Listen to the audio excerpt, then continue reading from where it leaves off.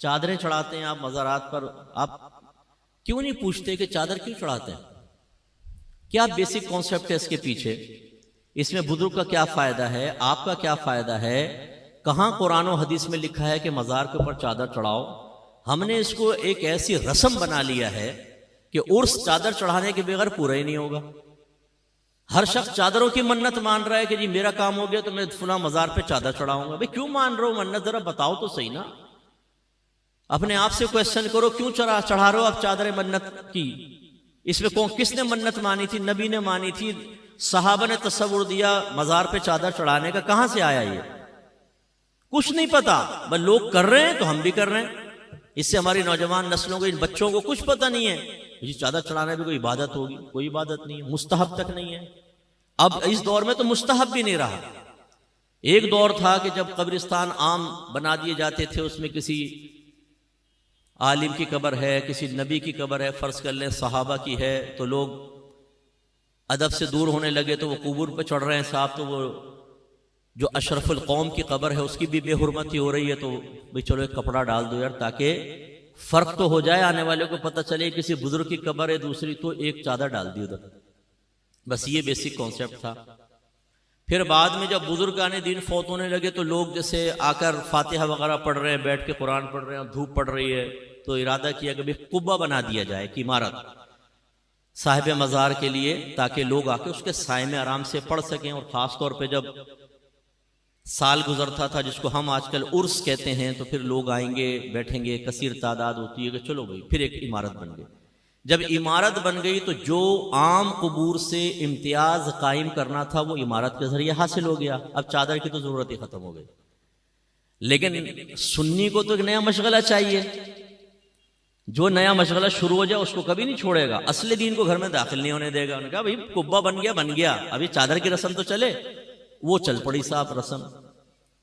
اچھا پہلے چادریں ڈالتے تھے موٹی، کیونکہ یہ ریشمی اور باریک کپڑے تو ایجاد نہیں ہوئے تھے، وہ ہاتھوں سے بنے ہوئے کپڑے، اس میں یہ ہوتا تھا کہ کسی نے 2 چادریں ڈال دی تو ایک صاحب مزار کی طرف سے صدقہ کر دی، ایک پڑی ہوئی ماں بہن امتیاز کے لیے، فرق کرنے کے لیے، باقی ایک نہیں تھی رسمیں پہلے۔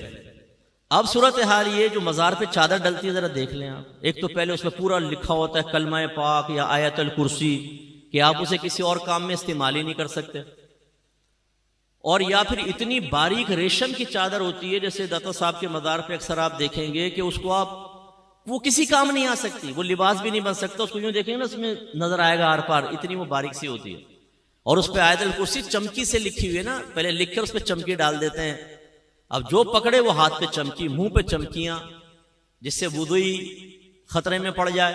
اب وضو کریں گے تو یہ چمکیاں لگی ہوئی ہیں، کہاں سے وضو ہوگا؟ اور پھر آپ کبھی دیکھیں اس کٹہرے کے اندر جو آدمی کھڑا ہوا ہے، یہ جب آپ ریشمی چادر ڈالتے ہیں وہ ایک دوسرے پہ پھسلتی ہے گر کے نا، ٹک تو سکتی نہیں ہے، وہ اس کے پیروں میں، وہ آیت الکرسی کے اوپر چڑھ رہا ہوتا ہے، قرآن کے اوپر چڑھ رہا ہوتا ہے، میں نے اپنی آنکھوں سے دیکھا یہ منظر۔ اور پھر کیا ہوتا ہے کہ آپ نے وہ ڈالی، وہ جمع کرتے جاتے ہیں، پھر یوں دکان پہ پہنچتی ہے نا، کم قیمت پہ دکان والا دوبارہ خریدتا ہے، استری شستری مارتا ہے، پھر دوبارہ ماشاءاللہ ہے نا، ہم لوگ آپ کا کاروبار چلانے کے لیے چادروں کی منت مان رہے ہیں کہ جی میرا کام ہو گیا میں چادر چڑھاؤں گا۔ بھائی منت کسے کہتے ہیں؟ سب سے پہلے یہ سوچو، مجھے یقین ہے آپ میں بہت کم لوگ جانتے ہوں گے کہ منت کیا ہے، کسے کہتے ہیں منت، اس کا کیا شرعی تصور ہے، بہت کم لوگ جانتے ہوں گے، کیونکہ میرا 30 سالہ تجربہ ہے، مجھے معلوم ہے کہ ہم کتنی معرفت رکھتے ہیں۔ دوسری بات یہ چادر کی منت کہاں سے ایجاد ہوئی؟ اب ہم کہیں گے ہم ہیں نا مفتی صاحب، ہم نے ایجاد کی ہے۔ اب یہ جب باتیں ہم کرتے ہیں، یہ ہے اصلی دین جو میں آپ کو سمجھا رہا ہوں۔ ہمارے وہ لوگ جنہوں نے ان چیزوں کو پروموٹ کیا ہے، ہمارے اہل سنت میں ان کو ڈال کر ہمیں بدعتی کہلوایا، ہمیں قبر پرست کہلوایا، ان کے مقاصد کو پہنچتی ہے ٹھیس۔ وہ پیر کی شکل میں بھی آپ کو نظر آئے گا، وہ مقرر کی شکل میں بھی نظر آئے گا، وہ مصلح کی، وہ مبلغ کی شکل میں بھی نظر آئے گا۔ ان کی ناکوں میں لگے ہوئے سینسر، یہ مفتی صاحب پتہ نہیں کیسی باتیں کرتے ہیں، شاید پٹڑی سے اتر گئے۔ تو میں بولتا ہوں تمہاری چڑھی ہوئی ٹرین ادھر آؤ تو میں دیکھتا ہوں کہ تم پٹڑی پہ چڑھے ہوئے ہو میں پٹڑی پہ چڑھا ہوا ہوں۔ آئیں قرآن و حدیث کے اوپر پیش کرتے ہیں نا چیز کو، نہ آپ کی نہ میری۔ میرے آقا نعمت امام اہل سنت مجدد دین و ملت پروان شمع رسالت عظیم البرکت عظیم المرتبت شاہ احمد رضا خان علیہ رحمت الرحمن فرماتے ہیں کہ اگر بزرگوں کی طرف منسوب کوئی چیز ہمارے سامنے پیش کی جائے گی ہم اسے سب سے پہلے قرآن و حدیث پر پیش کریں گے. اگر اس کے مطابق ہوگی تو قبول کریں گے، اگر اس کے خلاف ہوگی تو ہم یہ کہیں گے کہ یہ ہمارے بزرگوں نے نہیں کیا بلکہ نفس پرستوں نے یہ کام کر کے ہمارے بزرگوں کی طرف منسوب کر دیا. یہ میں تو نہیں کہہ رہا ہوں، پڑھیں ذرا فتاوی رضویہ. اچھا یہ بھی ایک میرا درد ہے بہت بڑا جی. کنز الایمان پڑھیں، بہترین ترجمہ قرآن ہے، بہترین ترجمہ قرآن. اس سے کان میں پوچھو تو نے پڑھا کبھی کنز الایمان پورا؟ نہیں، آج تک نہیں پڑھا ہوگا، آج تک نہیں پڑھا ہوگا. خود کنز الایمان پڑھا نہیں ہے جی، پڑھے بہترین ترجمہ قرآن. واقعی وہ بہترین ہے، لیکن پڑھو تو صحیح بھائی. اعلی حضرت قاطع بدعت تھے، بدعت کا قلع کما کر دیا. کہاں کیا ہے؟ آپ کو کیسے پتا چلا؟ آپ کہیں گے جی فتاوی رضویہ پڑھیں. اچھا تم نے پڑھا ہے؟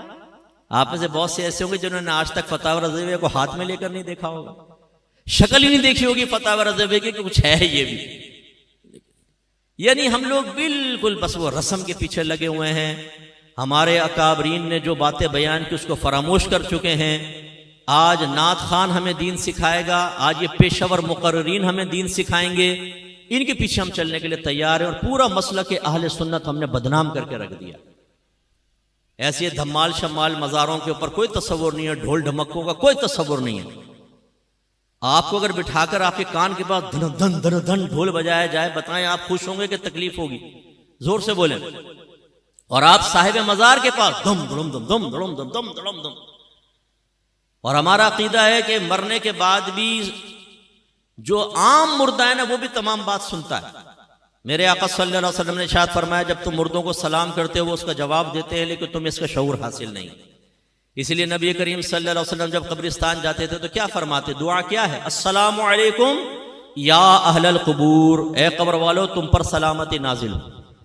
یہ نہیں فرمایا السلام علیکم یا اہل القبر کسی سامنے قبر والا سن رہا ہے، نہیں، قبور جمع کا صیغہ استعمال فرمایا، تمام قبور والو تم سب کو سلام. اس کا مطلب ہے میوہ شاہ قبرستان کے ایک کنارے پہ کھڑے ہو کر جب آپ یہ دعا پڑھیں گے ہر قبر کے اندر آپ کے سلام کی آواز پہنچے گی. اتنی سماعت تیز ہو جاتی اور وہ جواب بھی دیں گے. تو پھر صاحب مزار جس کو اللہ تعالیٰ نے عام لوگوں سے زیادہ روحانی طاقت عطا فرمائی وہ تو کہاں تک سنتے ہوں گے، اور ان کے کان پہ کھڑے ہو کے آپ دھم دھم دھن دھن ڈھول بجا رہے ہیں. اس سے ان کو راحت سکون ملے گی کہ تکلیف ہوگی؟ میں ایک دفعہ پڑوسی ملک میں گیا، ایک مزار پہ حاضری کے لیے پہنچے. وہ بتایا جی علاقے کے بزرگ ہیں. میں نے کہا چلیں جی سعادت حاصل کروں میں. اب میں آرام سے فاتحہ پڑھ رہا ہوں، اچانک پیچھے سے ایک دم دھوم زور سے کسی نے ڈھول پہ مارا. میں اچھل گیا یہ کیا ہوا بھائی؟ اور پھر دم دھڑم دم دم دھڑم دم دم جالی لگی ہوئی تھی. میں نے اس میں دیکھا یہ راز کیا ہے. پتہ چلا دو اتنے بڑے بڑے ڈھول، شاید دیوار سے لے کر یہاں تک ایک ڈھول، پھر دو ڈھول اور دو آدمی کھڑے ہوئے لمبے لمبے ڈنڈے ہاتھ میں، دھڑم دھڑم دھڑم. اب میں نے پوچھا بھائی اس میں کون سے اصالے ثواب کا راز پوشیدہ ہے جو فقیر کو آج تک پتہ نہیں چلا؟ یہ دھم دھم کرنے سے بزرگ کو کیا فائدہ ہوگا؟ اور زندہ آدمی اچھل گیا تو ہمارے بزرگ کا حال کیا ہوگا؟ تم تکلیفیں پہنچاؤ بزرگوں کو، ایجاد کر لی صاحب ڈھول.